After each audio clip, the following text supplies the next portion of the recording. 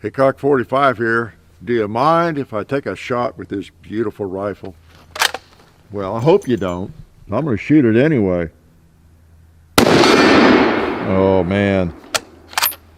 Look at that. Uh-oh. Looks like a Sako. Mispronounced as Sako by most Americans, I guess.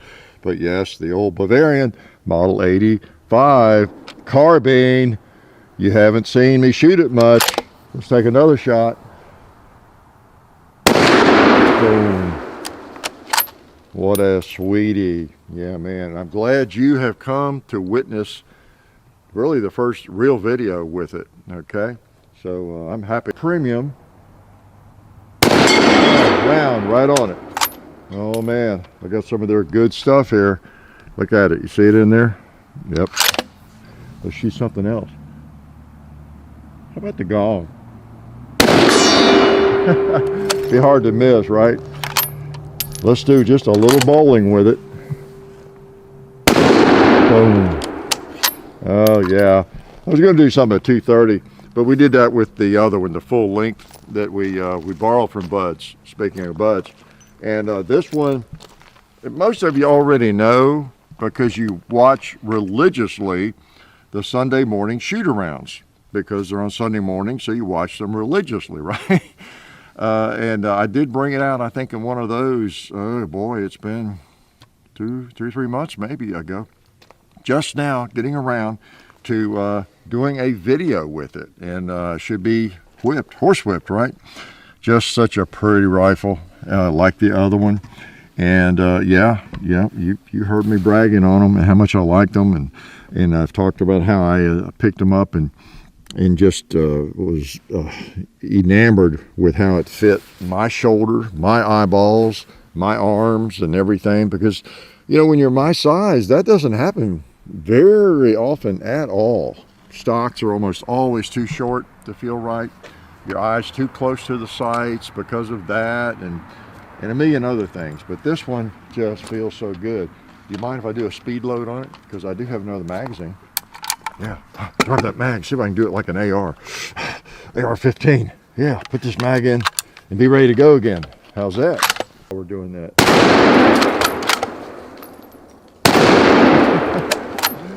Oh boy, it feels good.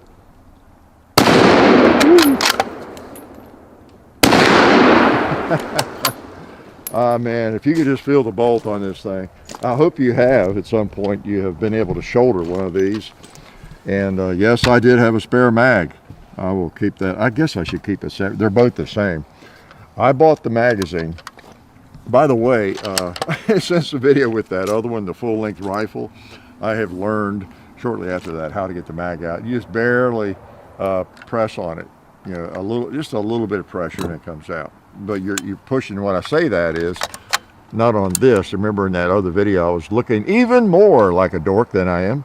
I was pushing on this, and I had a cartridge and everything else. I could get some leverage on it without scratching it up. All you have to do is put a little pressure inward on the bottom of the mag, and they come right out. See, it's just amazing how dumb I can be, right? Ignorant would be the appropriate word. Okay. So the reason I have 2 mags is I bought this one about 130 bucks. That is a serious magazine, but it is a serious magazine. All steel, and it's the same. It's a gun part. And really, they made this a magazine that would come out. It's, you know, really not designed to come out much. You know, it's just part of the gun, but it's just an added bonus that it will. And I thought, well, since it's available, I got the gun, bought this thing. It was expensive. I am going to have an extra magazine for it. You know, I mean, if nothing else, over the many years, I might have this for 50 years and be shooting it, you know, when I'm like 100 and, you know, 25 or something, and 30, and I might I just wear out the spring on the mag and need a new mag. Right? So this is the carbine version of the Bavarian 85. It has that full-length stock, you know, the Schabnell, I believe it's called, and it's this end on here with rosewood. I mean, it's meant to be made that way. It was not an accident, and just beautiful wood. Look at that. Sako, see, and I know everybody, it really is Sako, but it's hard for me to call it that because I growed up hearing everybody call it, you know what, long A, Sako. It's kind of the old Garan and Garin deal, right? You just have to decide, are you going to continue to mispronounce something, or are you going to pronounce it correctly and everybody think you're mispronouncing it? So it's a peer pressure issue, isn't it? But it really is, as my buddy Bill Shakespeare once wrote, that how to go about a rose being a rose by any other name, right? So it is a beautiful rifle. It's a high quality rifle, no matter how you pronounce it, and I enjoy it. The carbine shoots just as well as the rifle I had. We popped the gong. I'm not going to do it today. We got up there, and it was a little bit hard to see in the light, but just as accurate. This has a 20-inch barrel. I think it's actually maybe 20 and a half. I forget, but so it seems shorter than the other one, but it's like an AR. When you think of an AR barrel at 20 inches, that's the musket of the AR-15s, right? When you have one, I have one, but when you see it with a 20-inch barrel, it's like, wow, what a long barreled rifle that seems to be now. So the fact that this has the full-length stock, I think it makes it seem even shorter than it is. But it's nice and long. It's a 1 1/8 twist, I believe, and that gives you plenty of stabilization of heavy bullets and all that. So I won't put a scope on it. It really is a little weird, I guess, having a nice rifle like this and not being able to get the full, effect of the accuracy and the quality of the barrel. They're well known for their barrels and every piece of it, really. The wood alone is quite an attraction, isn't it? But they're really well known for having high quality barrels and accurate barrels and that kind of thing. And so I admit I will not get the full advantage of that, because I don't shoot further than like a couple hundred yards very often. But I just like the rifle so much because of the way it still surprises me every time I bring it up. It just fits. There's no adjustment. Let me put some more ammo in it. Okay. So yeah, Fusion. I couldn't think of the name. Federal Fusion is what I'm shooting, and I just loaded it into here. Yep. So got some ammo, and we're trying to be a little careful, but keep shooting. People depend on us, right? There are people addicted to shooting, addicted to watching shots being taken, right? So this, as I said before, I think some of you probably think that's a very ugly rifle, but and I think at one time in my life, when I was as ignorant as you, no, I almost said something, almost insulted you. No, when I was younger, I remember seeing full stock rifles like this somewhere in a gun shop or something. And they were a turnoff to me. They really were. What an ugly, ugly thing. But I realized as I moved along through life that, wow, some of these were some of the nicest rifles made. I didn't even know what they were when I saw them. But like this one, or there's some Mausers and other rifles with full-length stocks. Once I learned that they were really nice rifles, I began to change my opinion. And of course, we got a safety right here. It locks everything up. I think I've shown you before. And then you push this down though, and you can still work the bolt even though the safety is on. So I can empty it, whatever I want to do, but the safety is on. Okay, will not fire. So let's take the safety off, push forward, the cocking indicator here, and let's shoot some steel. Got the safety off. Yeah, I'll use the set trigger for real. On this one, you just push forward. On the trigger, it clicks and becomes a hair trigger. Yeah, really hair. Well, before I meant for it to. Try to hit that plate. Yeah. Which, for this kind of distance, the regular trigger is fine. Boom. Got a great bolt.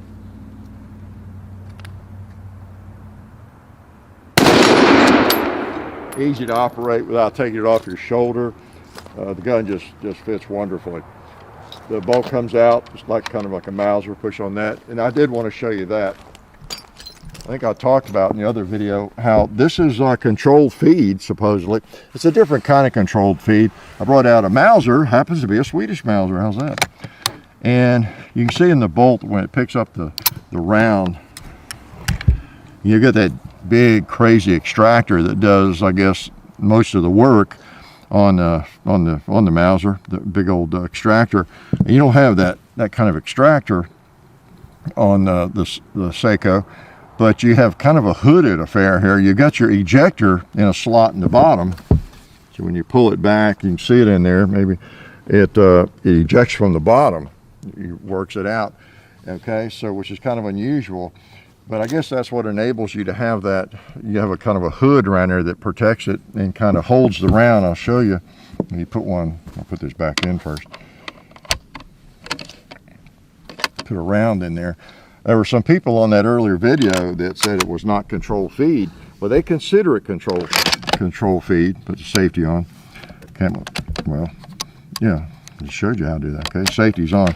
So I can pull it back, and you see it does grab that round and it encased it, you know, or that hood more or less.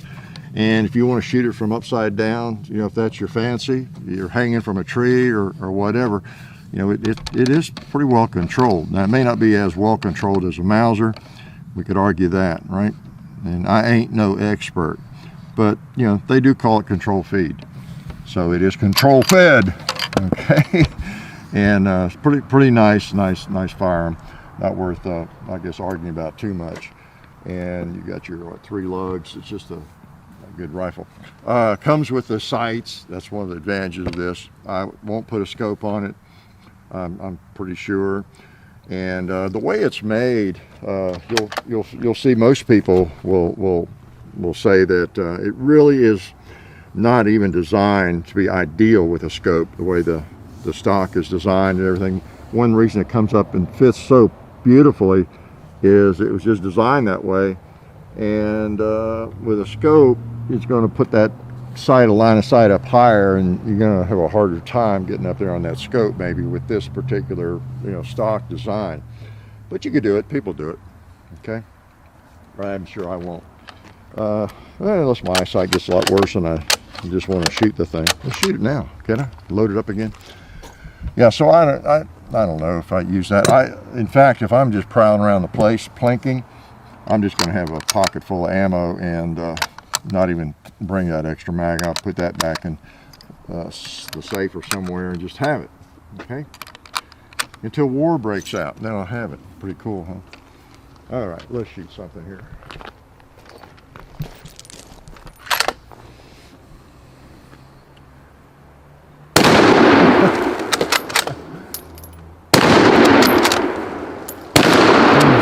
Really work the bolt. I love it.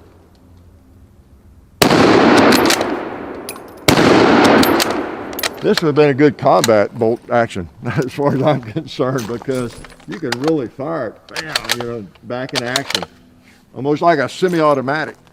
And by the way, I did learn that since the first video, I wasn't sure what the 85 stood for, but I've since become more learned. And these came out, I think, in 2006, and that was the 85th year of Sako. So they modeled this, called it the Model 85. Okay, it made sense. And anything else about it? I didn't tell you in the first one. Your cocking indicator, your safety, just great sights. This front sight's an interesting. It's adjusted, we're empty, but.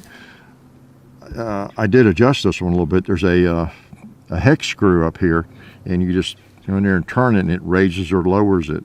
Okay, and it's a very positive affair, and totally different from any side I've ever adjusted or had. In the rear one, now I've not adjusted that one. I think that just slides. I don't know that it moves when you turn that. It probably just releases the pressure, and you slide where you want it. But good old rifle. And many people on the other video on the full-length rifle talked about how a beautiful rifle, but they wouldn't want to take that into the woods. You know, go hunting with that in the mountains and that sort of thing, which I can understand. But a lot of people do. Just depends. We'll load her up and shoot her one more time, okay? And of course, this is a Swedish Mauser, 1896, and just happened to grab it. Shoots the same cartridge. One of my other favorite rifles, cock on close, and very, very nice firearm. This is not a classic, well, Sako is, but you know, as far as this chambering, this model, you know, this is a newer design, 2006, but that's okay. It just feels so good, and a really good shooter.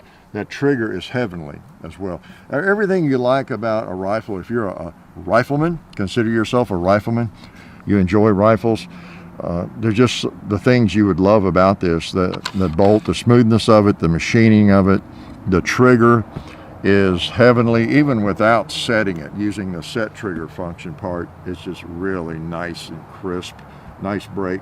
And when you set it, you had better have good control of your finger, because just any pressure at all and it's pow, okay? But it's still very, very positive. You know when it's going to break, all right? So I think I could learn to carve out stocks like that, you know, really. You know, get my hammer and chisel, you know, working. That's pretty nice. Let's shoot it again, okay? Anything else you wanted to know about it? Go ahead and ask now, because we're going to be leaving in a little bit. I didn't think there was anything else I even know about it, other than I like it a lot and is a great shooter. And this cartridge, of course, the 6.5 by 55 Swede, that's what I wanted it in. And I just like it. You know, I mean, it's kind of the granddaddy of the Creedmoor, right? And it has a long history of taking game, even big game. So it's an effective round, and it's a very pleasant round to shoot. Just not a lot of recoil. Highly recommend it for, I don't know, somebody that is recoil sensitive, maybe a young person in your family. They would enjoy thoroughly a Swedish Mauser or one of these. Yeah, buy your 12-year-old daughter or son one of these. But any rifle in this chambering, it's just a pleasure to shoot. It does not beat you around, but is very, very effective from what I have read. Okay, I'm going to shoot one of those propane tanks. I've got him set there where it's not going to catch fire, but it's not going to do any damage if it does. Oh, there we go. There we go. I haven't had a little bit left in it. All right, bowling pin.